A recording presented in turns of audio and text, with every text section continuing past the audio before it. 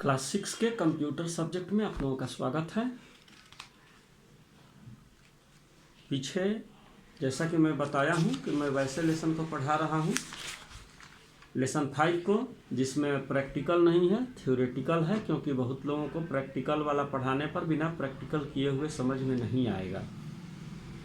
वैसे मैं ये भी बताया हूँ कि स्कूल अगर खुलता है तो हम लोग देखेंगे। जो लेसन शुरू से लेसन हो गया है, मैं तो कम से कम शुरू से लेसन को आप लोगों को पढ़ाऊँगा और समझाऊँगा, क्योंकि सभी लोग वैसे कैपेबल नहीं हैं जो ऑनलाइन में सारा चीज़ समझ ही जाए।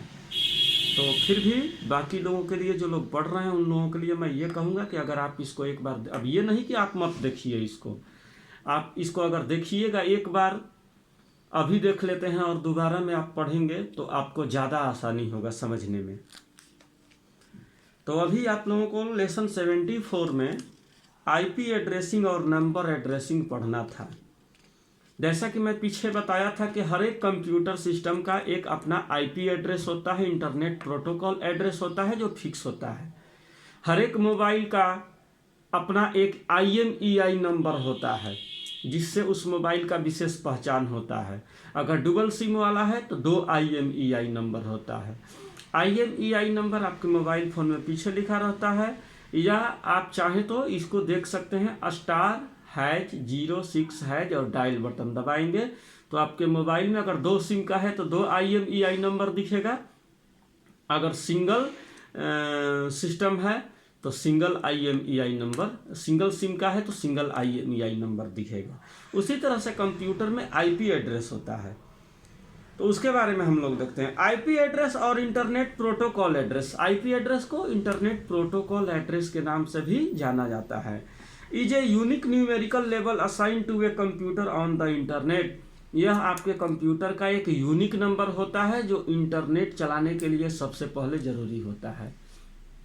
आईपी एड्रेस नॉर्मल कंडीशन में बदलता नहीं है, ठीक ना। कुछ प्राइवेट कंपनियां हैं जिनमें कि जितना बार आप अपने सिस्टम को नेट से कनेक्ट करिएगा उसका आईपी एड्रेस बदल जाएगा, लेकिन हर ऑथराइज जगह पर आपको ऐसे आईपी एड्रेस की आवश्यकता पड़ती है जो कि बदले ना, परमानेंट आईपी एड्रेस की आवश्यकता होती है।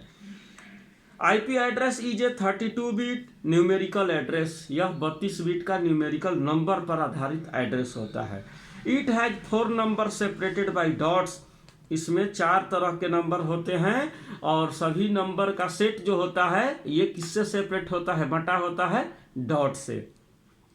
The value of each number is between 0 and 255। जो प्रत्येक नंबर के बीच का वैल्यू होता है 255 के बीच का होता है, 0 और 255 के बीच। These numbers are called octets. Example देख सकते हैं, 216 डॉट मटा गया है 27.61.137। ये 216 है ना, अधिक से अधिक 255 तक हो सकता है और कम से कम 0 के बीच में रहेगा। तो ये 4 भाग में बटा है, आपका भी नंबर 4 भाग में बटा रहता है, आप देख सकते हैं। तो ये होता है आईपी एड्रेस। तो प्रत्येक सिस्टम का एक खास पहचान उसके आईपी एड्रेस से ही होता है, ठीक है। ए सर्वर है जो स्टैटिक फिक्स्ड आईपी एड्रेस। प्रत्येक सर्वर में एक फिक्स्ड आईपी एड्रेस होता है, स्टैटिक यानी कि फिक्स, जो निश्चित हो, हटे ना, वो एड्रेस होता है। The IP address of A server does not change. Server का आईपी एड्रेस जो होता है वह कभी चेंज नहीं होता है। नॉर्मल कंडीशन में तो चेंज नहीं होता है, ध्यान रखिएगा, ठीक है। When a user's computer connects to the ISP, internet service provider, ISP का फुल फॉर्म होता है। जब भी हम लोग कंप्यूटर को इंटरनेट सर्विस प्रोवाइडर से कनेक्ट करते हैं, BSNL, एयरटेल, जियो, जब भी कनेक्ट होता है इंटरनेट सर्विस प्रोवाइडर से, ISP assigns the computer IP address. वह क्या इंटरनेट सर्विस प्रोवाइड क्या असाइन करता है, क्या खोजता है, आईपी एड्रेस को। उसी से आपका पहचान होता है। This IP address is unique for that session. यह आईपी एड्रेस जो होता है उस सत्र के लिए यूनिक होता है। मैं बोला ना कि बदल भी सकता है, अधिकांश बात में जब आप लॉगिन करते हैं जितना देर आप उस नेटवर्क से जुड़े रहते हैं उतना देर तक वह आईपी एड्रेस आपका फिक्स रहेगा। अगला बार जब डिस्कनेक्ट करके फिर उसको लॉगिन करिएगा तो दूसरा आईपी एड्रेस आपको जनरेट हो जाएगा, उस समय बदल जाएगा। लेकिन अगर आप आधार कार्ड का काम करते हैं, बैंकिंग का काम करते हैं, ऑफिशियल काम करते हैं तो आपका आईपी एड्रेस कभी भी नहीं बदलेगा, वो फिक्स रहेगा। लेकिन नॉर्मल में हम लोग मोबाइल में जो ब्राउज करते हैं, सर्च करते हैं, कंप्यूटर में सर्च करते हैं, उसका आईपी एड्रेस अगर आप डिस्कनेक्ट करके कनेक्ट करते हैं तो बदल जाता है। यही चीज़ इसको समझाया है।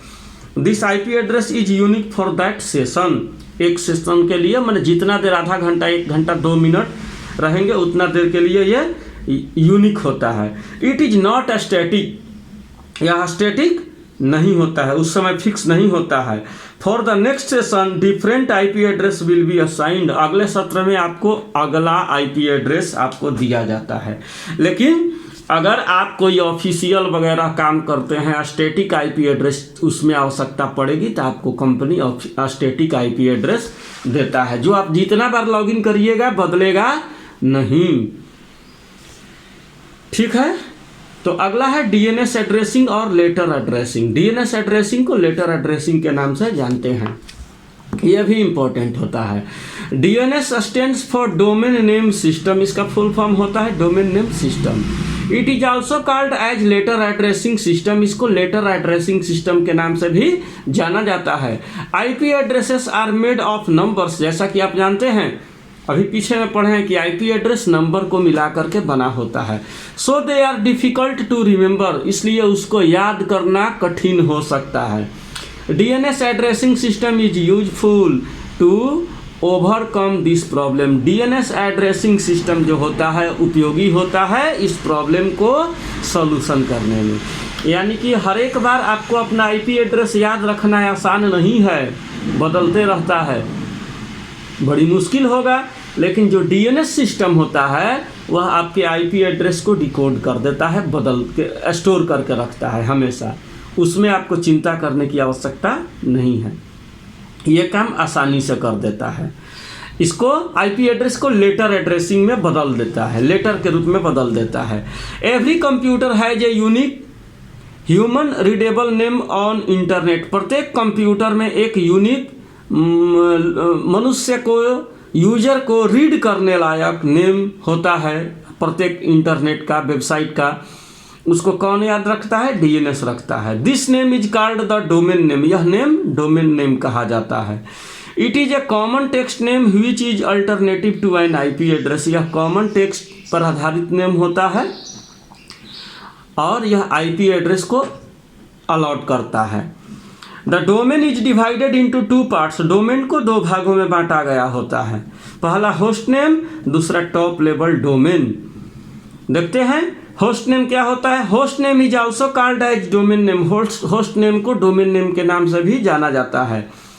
Host name is the level assign to the device connected to the network. Host name क्या करता है? जो डिवाइस आपका नेटवर्क से कनेक्ट होता है उसको पहचान करने का काम करता है कि कौन सा डिवाइस, कौन से आईपी एड्रेस का डिवाइस इस नेटवर्क से कनेक्ट हुआ। Host name identify the device in various types of electronic communication such as email. Host name जो होता है यह आपके डिवाइस को वेरीफाई करता, आपके डिवाइस को पहचान करता है और उसके मदद से जो ईमेल वगैरह हम लोग भेजते हैं, कम्युनिकेशन करते हैं, उसका भी रिकॉर्ड रखता है। Host names consist of single phase और वर्ड। होस्ट नेम या तो सिंगल फेज का या सिंगल वर्ड का होता है। अगला है टॉप लेवल डोमेन, टीएलडी जिसको बोला जाता है। The top level domain is the last segment of domain name. यह अंतिम सेगमेंट है डोमेन नेम का, top level domain. In an internet address letters following immediately after the final dot is top level domain. यानी कि internet address में जो letter होता है डॉट के बाद का वह फाइनल डोमेन नेम होता है। जैसे हम लोग करते हैं www.google.com, तो .com क्या है? यह कमर्शियल वेबसाइट है। जीमेल हम लोग यूज करते हैं देवेंद्र श्रीवास्तवा @gmail.com, तो @ के बाद जो होता है ना gmail.com, yahoo.com, rediffmail.com, ये डोमेन नेम होता है या TLD भी इसको बोल सकते हैं। Top level domain specify the type of organisation और its purpose. Top level domain जो होता है ये कोई संगठन के लिए या उसको संगठन के बारे में डिटेल बताने के पर्पज से यूज किया जाता है। और जोग्राफिकल लोकेशन इट या ग्लोबल पोजीशन लोकेशन, भौगोलिक लोकेशन बताने के लिए यूज किया जाता है कि किस जगह पर यह डोमेन यूज किया जा रहा है। It is separated from host name with A dot. यह किससे बंटा रहता है? एक होस्ट नेम से बंटा रहता है, सेपरेटेड होता है जो डॉट के रूप में रहता है। Top level domains are of two type. Top level domains जो होते हैं वो दो तरह के होते हैं। देखिए दिया है types of top level domain. .com हो गया, ये बिजनेस से, .com का मतलब बिजनेस से रिलेटेड ये हो गया, कमर्शियल हो गया। .edu बहुत सारे वेबसाइट पर लगा रहता है, यानी कि एजुकेशनल इंस्टीट्यूट से संबंधित ये एड्रेस है। .gov गवर्नमेंट ऑर्गेनाइजेशन, भारत सरकार या बिहार सरकार या राज्य सरकार का ये वेबसाइट है या मेल आईडी है। .org नॉन प्रॉफिट ऑर्गेनाइजेशन, ऐसा ऑर्गेनाइजेशन जो प्रॉफिट मुनाफा कमाने के लिए नहीं किया गया है। कंट्री कोड TLD, जैसे .in बहुत सारा वेबसाइट के बाद लगा रहता है तो इसका मतलब ये इंडिया में यूज होने वाला वेबसाइट है। .au ऑस्ट्रेलिया के लिए, .us यूनाइटेड स्टेट्स के लिए, .cn चाइना के लिए। इस तरह से और भी देशों का होता है। तो अगले वीडियो में हम लोग advantages and disadvantages of email over ordinary post के मुकाबले इसका क्या एडवांटेज है, क्या फ़ायदा है, क्या नुकसान है, इसके बारे में हम लोग देखेंगे। आज के लिए इतना ही। किसी को अगर कुछ समस्या हो तो शाम को 5 बजे के बाद आप लोग फ़ोन कर सकते हैं, समझ सकते हैं। Thank you.